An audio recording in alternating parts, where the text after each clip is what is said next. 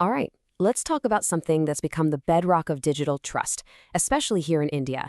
In a world where we do almost everything online, how does anyone really know it's you filing your taxes or signing a huge contract?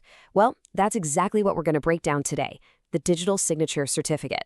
I mean, really think about that for a second. With a pen and paper, your signature is unique, right? It's yours. But online, anyone can type your name. Anyone can click an I agree button.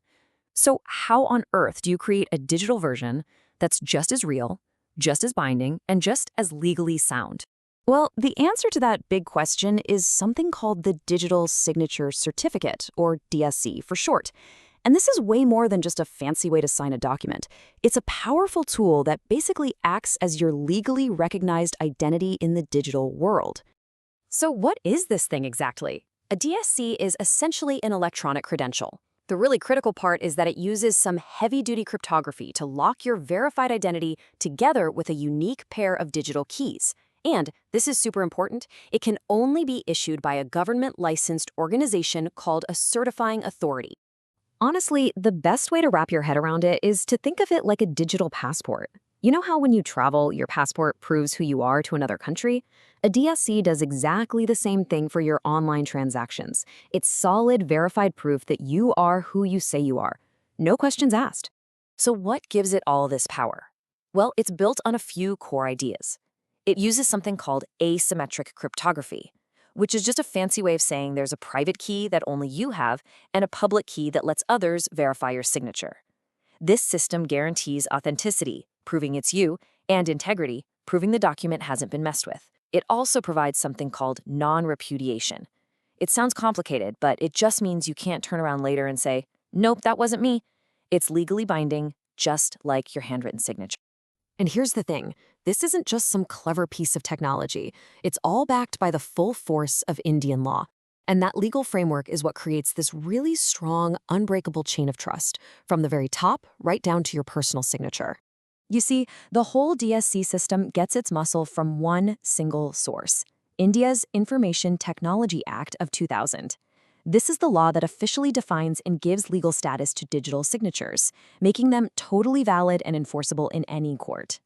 And here's how that chain of trust actually works. It starts at the top with the IT Act, the law itself. That law creates a regulator, the controller of certifying authorities. This regulator then licenses the specific companies, the certifying authorities, who are allowed to issue these DSCs after doing a very strict identity check. And then, at the end of that secure regulated chain, there's you, the user. Okay, this next point is incredibly important. You've probably electronically signed tons of things just by typing your name into a box or clicking I agree. You have to understand that those are not the same as a digital signature certificate. Not even in the same league, actually. Now, what's really interesting about this slide is just how clearly it shows the difference. A DSC uses high-level cryptography and demands rigorous proof of who you are. A simple electronic signature? It has none of that. That means the DSC has serious legal weight under the IT Act, while the other kind is much, much weaker and easier to challenge in court. When it comes to security, it's literally night and day. So, enough about the tech and the law. Where are you actually going to run into this?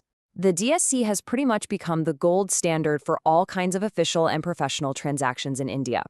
Think of it as your digital handshake for when it really matters. If you've ever filed your GST or income tax returns online, chances are you've used a DSC. If your company submits forms to the Ministry of Corporate Affairs, it's a must-have. It's used everywhere for signing legally binding contracts, for all sorts of corporate filings, and for locking down major financial deals. It really is the backbone of digital compliance.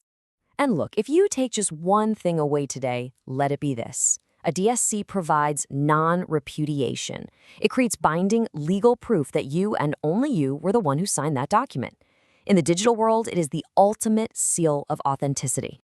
So it's clear the DSC has solved the signature problem, at least for now.